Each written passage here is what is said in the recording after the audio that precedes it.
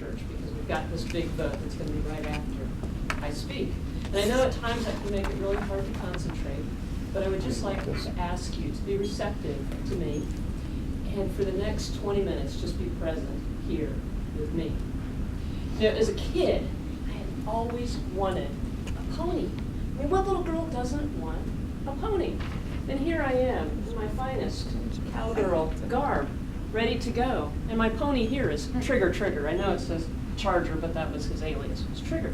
And he was my favorite pony, and we had all kinds of big adventures together.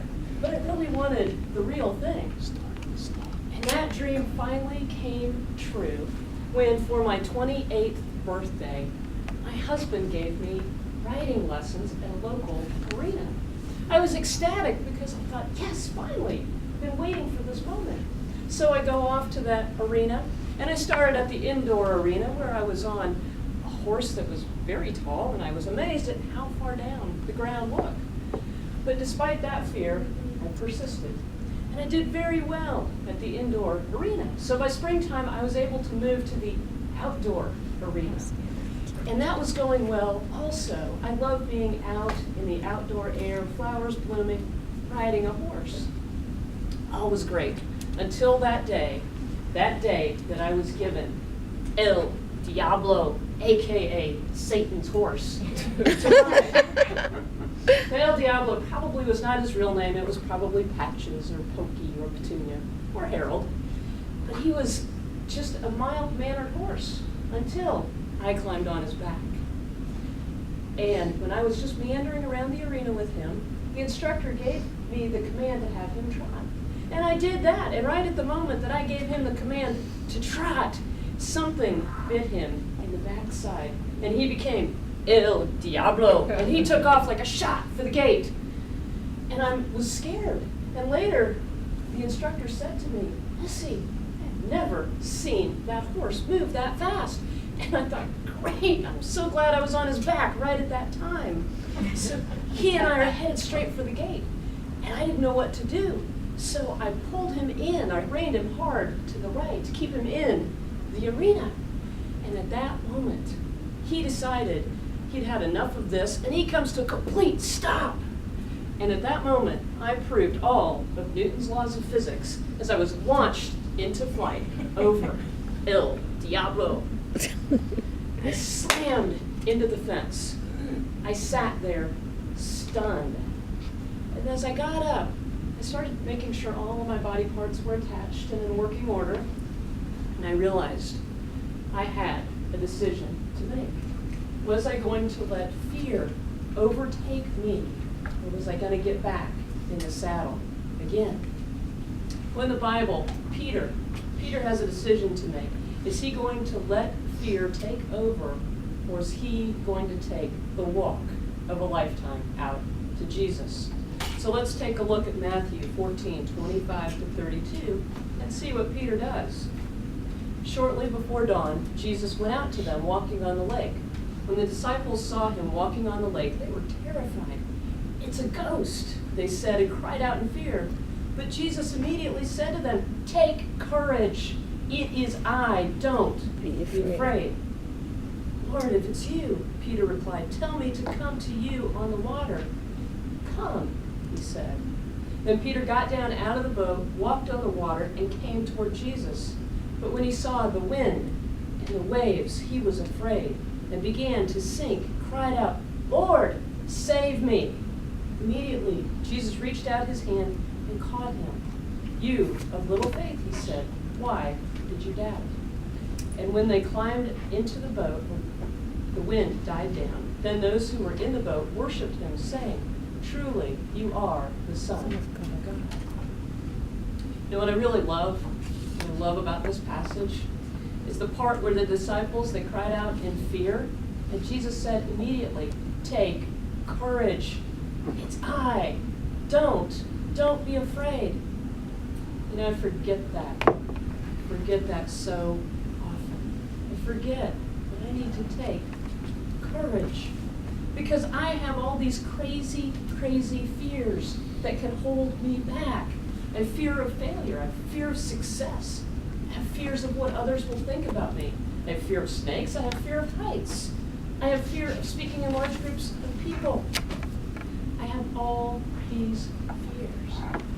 Yet I want to be just like Peter out of that boat.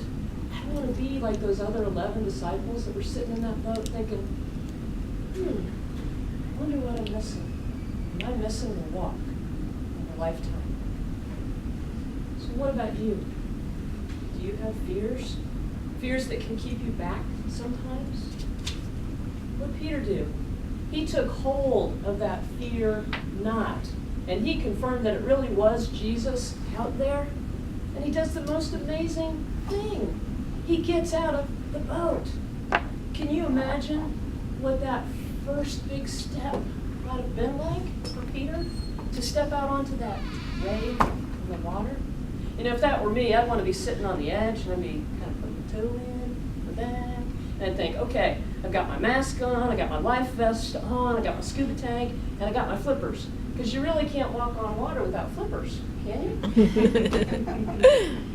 But sometimes, aren't we called to take that walk out toward Christ without the life vest, without the scuba tank, without the mask, and without the flippers? We have no idea how it is going to work out, but we know that he is calling us out the boat. So what happens to Peter? And he's doing great. He's looking at Jesus and he's walking on water one step at a time.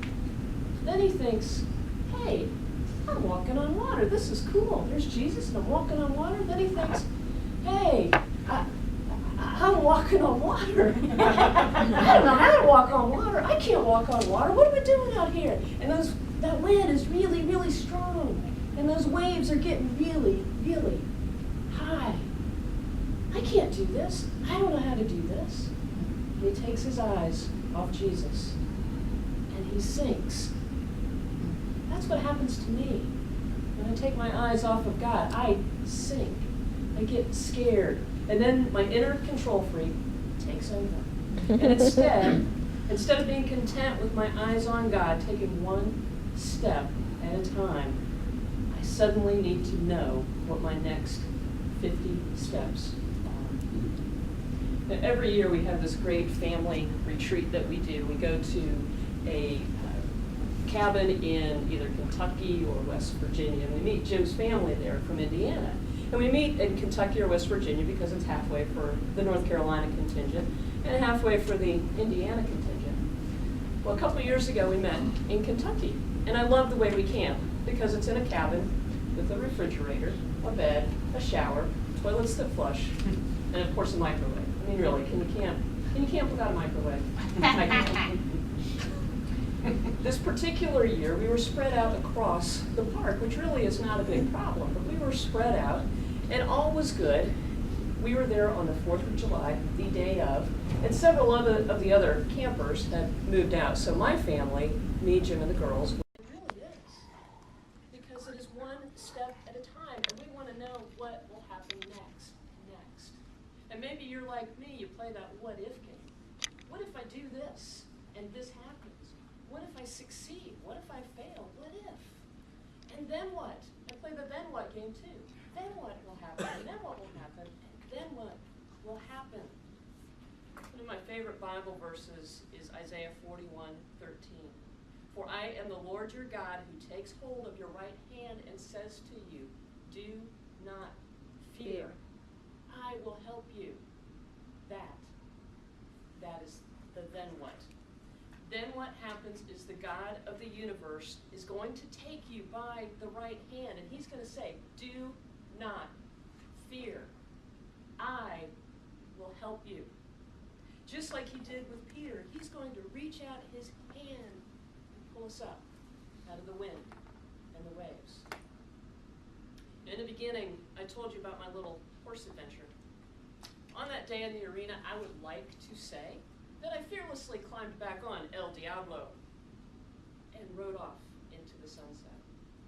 That's not at all what happened.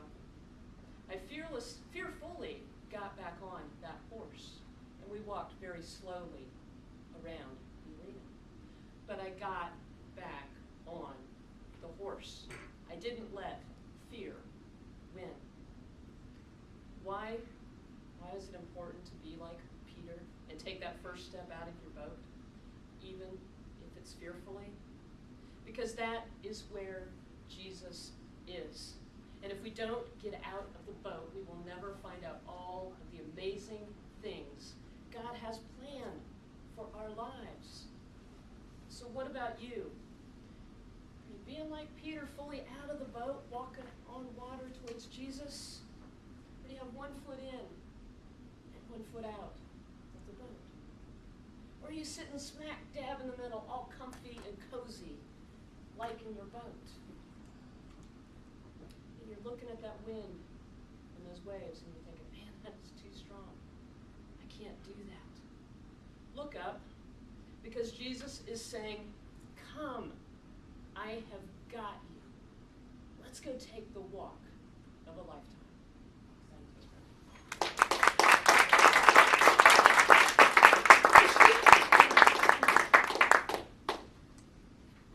Wow, that was very appropriate. Thank you. That was very appropriate with the theme, willingness. Are you willing to take the walk of a lifetime? I want you to take your ballots, if you haven't already separated them.